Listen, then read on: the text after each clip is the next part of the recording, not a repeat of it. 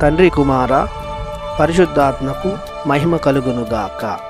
ఈనాటి జీవవాక్యం. నేను పాపులను పిలువవచ్చి తిని కానీ నీతిమంతులను పిలుచుటకు రాలేదు. మత్తయి శుభవార్త 9వ అధ్యాయము 13వ వచనము.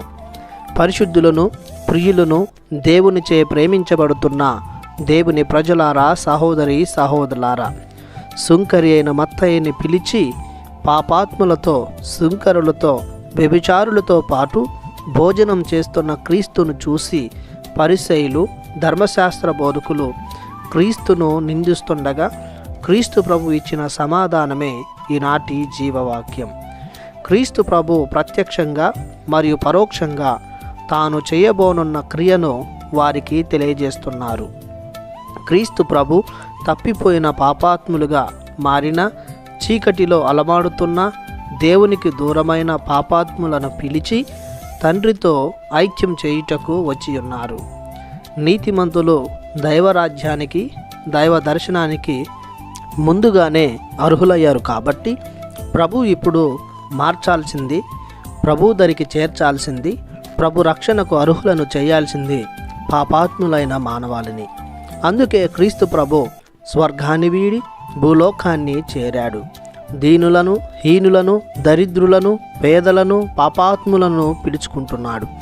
ప్రభుని ప్రేమను బోధిస్తున్నాడు. హృదయ శుద్ధికై సిద్ధపరుస్తున్నాడు. తానును తన ప్రాణత్యాగం ద్వారా, రక్త ప్రోక్షణ ద్వారా సర్వమానవాళిని శుద్ధి చేసి రక్షింప సిద్ధపడ్డాడు.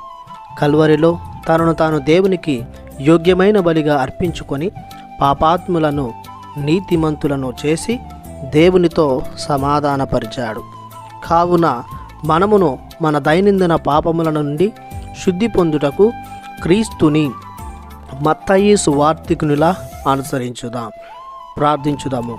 సర్వ పవిత్రతకు ఊటయైన మా దేవ, మీ కృపాతిశయమును బట్టి మీకు వందనాలు చెల్లిస్తున్నాము.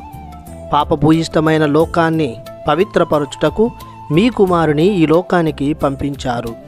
క్రీస్తు తన రక్తంతో సర్వ మానవాళిని శుద్ధి చేసి పాపం నుండి విడుదల చేశారు.